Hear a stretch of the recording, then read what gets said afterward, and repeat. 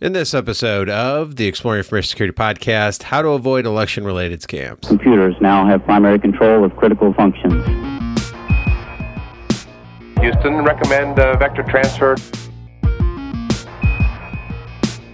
Your go for APU shutdown on time. Roger, go for deploy. Nice to be in orbit. Welcome to the Exploring Information Security Podcast, where you will learn, explore, and grow your security mindset. I am your host, Timothy D. Block, and in this episode, we'll be exploring how to avoid election-related scams. With me to do that is Pieter Arntz, a malware researcher at Malwarebytes and ThreatDown. Show notes can be found at exploresec.com/EIS. You can support the show by giving me feedback.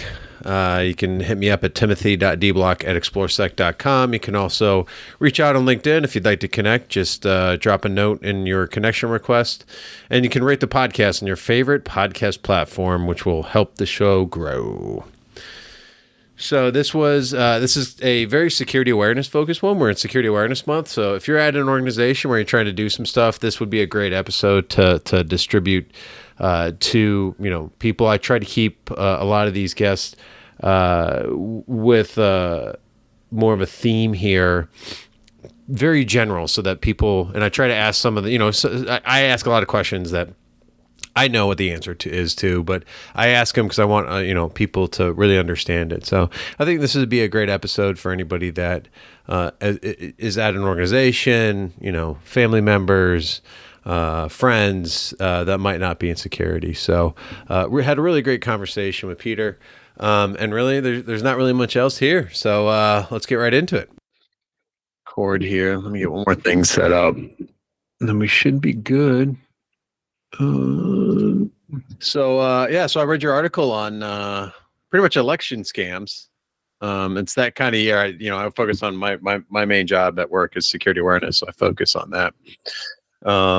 And I thought that would be a great podcast topic because it is kind of timely at this point of the year, right? With all this stuff going on. And I feel like I've read not just yours, but some of the other ones. But like, what's your interest in kind of election scams? Is it just something you saw, or do you have like a? Yeah, basically the same as yours. We try to keep up with the seasonal scams and try to inform our readers and our customers about them.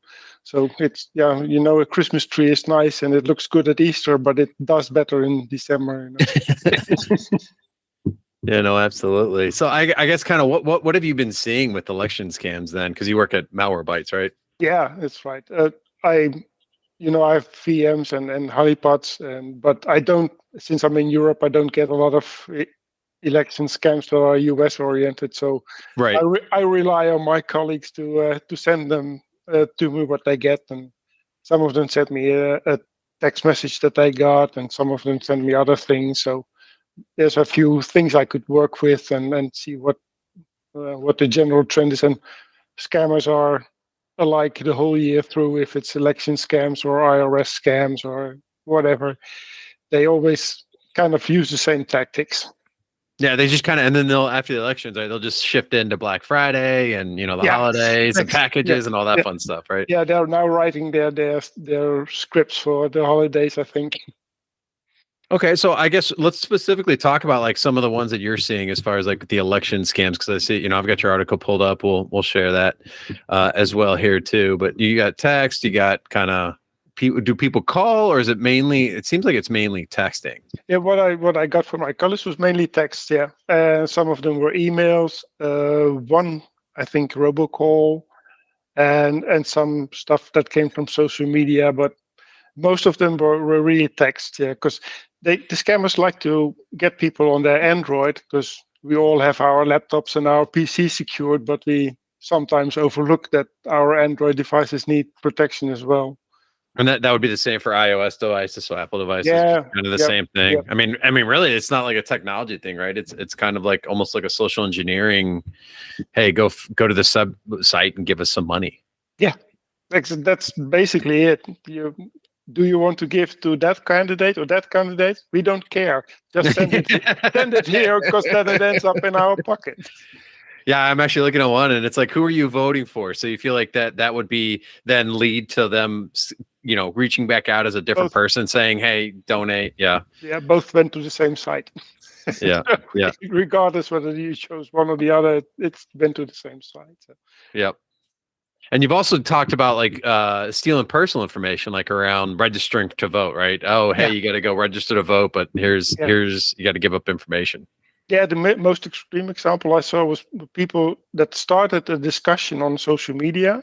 Mm-hmm. And in the end, they said, well, if you care so much about the topic, you should really register to vote. And to do that, click here. And that link went to a site where you could give up all your personal details. And, so they have somebody to attack the next time. Yeah, well, and so that's interesting. So they're not just like reaching out, like cold calling people or cold texting people, right? They're joining online conversations, trying to get people to engage. Yeah, I imagine there are several gangs working on this, and this one had a really a new angle that I've never seen before.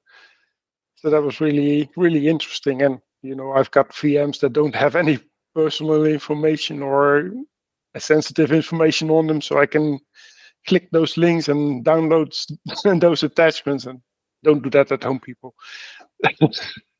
Yeah. So how are you engaging? Are you engaging with some of the scams, or is it just more like an observatory kind of, this is the trends that we're seeing? This is the trends that we're seeing, and I follow the links to see where they go and how they set up their websites. And nowadays they can basically clone your website. So it's exactly the same as the official one. Yeah. There's no problem for them at all. So, and then I think they're also using, as far as my understanding, right, they're using legitimate payment receiving services, right? So they're not necessarily, or you can correct me if I'm wrong here, they're not necessarily using some sort of like just accepting credit cards. They'll go to some sort of third party website to collect those that money. Yeah, because when people when you tell people to pay in Bitcoin or send them Spotify credits, then they get suspicious. But if you have a real looking and acceptable credit card company, then people are more likely to fall for it. So they are just kind of accepting a lot of these are kind of like credit card transactions. I don't know, that would they ask for bank information? They just present you with the form that you would normally use to pay with your credit card, and they just extract the information. Okay. And so you've mentioned gangs. So who's really behind these? Like, is when you say gangs, what does that mean? Oh, well, I think it could be anybody from the traditional Nigerian prince to state actors that are trying to make an extra money for North Korea. So anything in between there. Most of them are just, I think, script kiddies, but there are some real seasoned professionals that do this every occasion they get, really. Yeah, no, and that's one of the realizations I had is that it's not just people necessarily like people. I know hackers is the big thing, and really a hacker can be a positive or negative term, but you're thinking like you're talking about someone behind a computer, but I've seen people pretty much like actual gangs that are on the street doing crime. They've started like moving into this arena to like because it's do some scams. It's safe. You don't get beat up. The police doesn't chase you down the streets. It's a lot safer than out there on the streets. Yeah. Yeah. No, absolutely. Cool. So how do you know if you're like, I guess, what's a good way to identify that this is an actual scam? Like, because there are, legitimate, this has been going on for a long time where politicians are trying to get donations. I see it on my YouTube all the time. Go here and donate, right? Yeah. So they are trying to get actual donations, but people are kind of like making the waters muddy here. Like, how does someone identify or even combat some of the scam? Yeah. Well, first of all, every unsolicited message that reaches you needs to be double checked. Is it really coming from the person that they say they are? Often phishers try to insert some kind of urgency into their messages, like you need to do this now, or act as soon as you can, or we need this money. Or another thing is that they ask you to fill out political polls and then say, we will inscribe you in this lottery, or you can win a prize. So that's not something a legitimate business will do. And others have told people you should download this app and it can check whether your registration is in order, or if you need to fill out, need to vote to register to vote new or whatever, that sort of thing. And if the website you're pointed to does not contain any contact information, that's also something that should make you think. And if you end up on a domain name that ends in XYZ or something else that doesn't make sense, that's usually a good sign that there's a scam behind it. But there are .com domains that are not legitimate. There might even be a .gov domain that's not legitimate, but those are really usually trustworthy. Yeah, no, XYZ. I think I was reading that like .top is another very popular one, bunch amongst the people trying to scam you out of money. So. Yeah, they're just cheap domains that they can buy in the dozens. I think I read somewhere that there are 4,000 new XYZ domains every day. Wow! And if you see the domains that they registered, you can for the 4,000, a few hundred, you can immediately identify as those are going to be a scam. Is that for organizations? Do you recommend that they like block .xyz and some of the other ones that maybe attackers use all the time? Because there's not much legitimate use to them, right? I've never seen a good reason not to block the entire TLD. If you block all the XYZ domains, a lot of crap doesn't show up. Right. Yeah, and unfortunately, you can't do this for people, on their phones. That's why I kind of want to talk about this, is give people some kind of insights into that kind of stuff. But if you're at an organization, I definitely would agree with you there. So what steps should individuals take if they suspect that they've been targeted by like an election scam? So, first of all, if you receive anything like that, think things through. All they really want is for you to act in a hurry and don't think about what's going to happen. Every unsolicited communication, as we said, is suspect until proven not guilty. What they are saying, think about it. Does that make sense? Can you verify it through a source that you can trust? Or is it just too good to be true? Because if it's too good to be true, it usually isn't true. Never engage with phishing mails.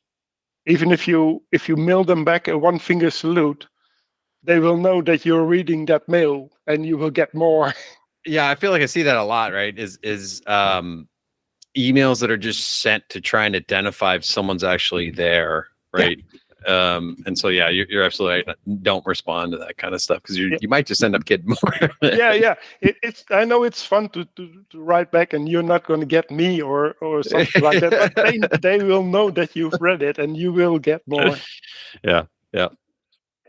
You also, what else I liked about the article is that you kind of mentioned, some government reaching out to, reportfraud.ftc.gov.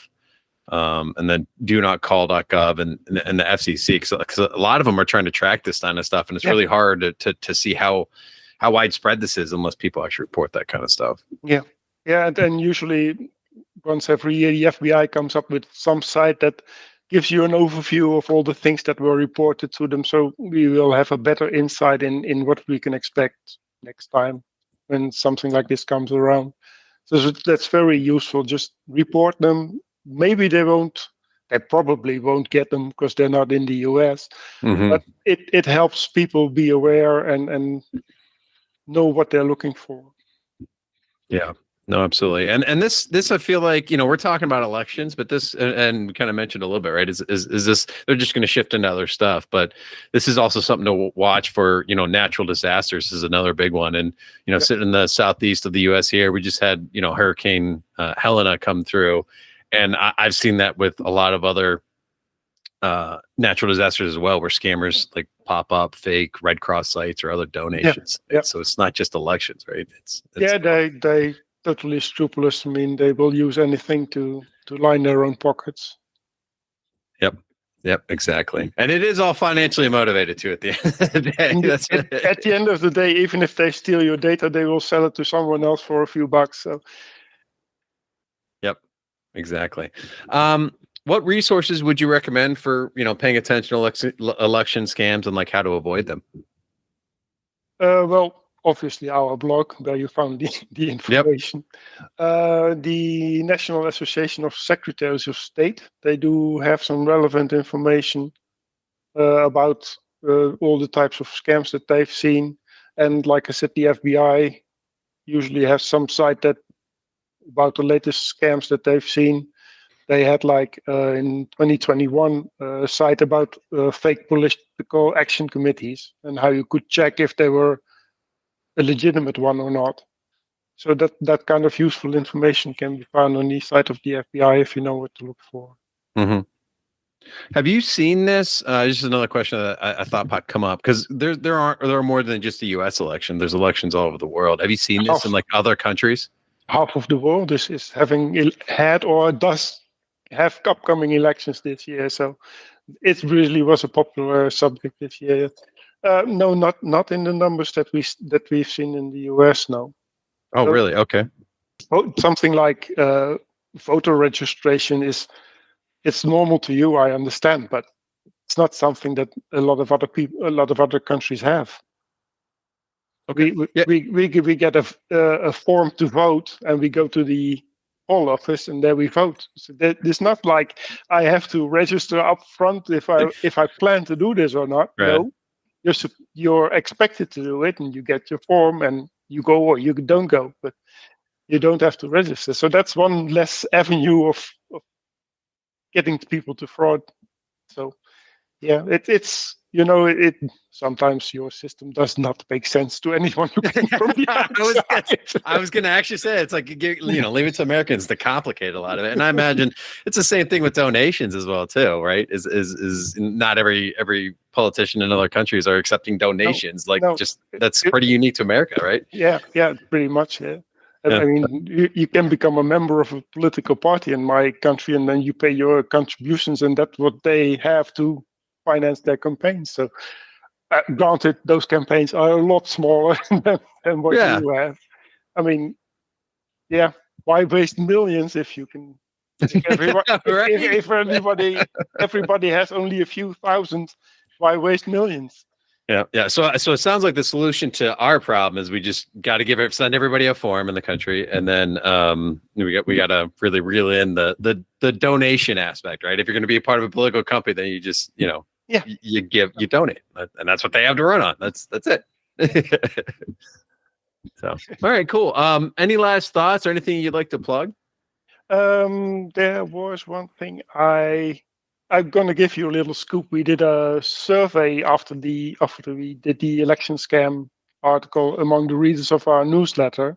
Mm-hmm. And we found out that 3% of the people said they will not vote because of privacy or security concerns.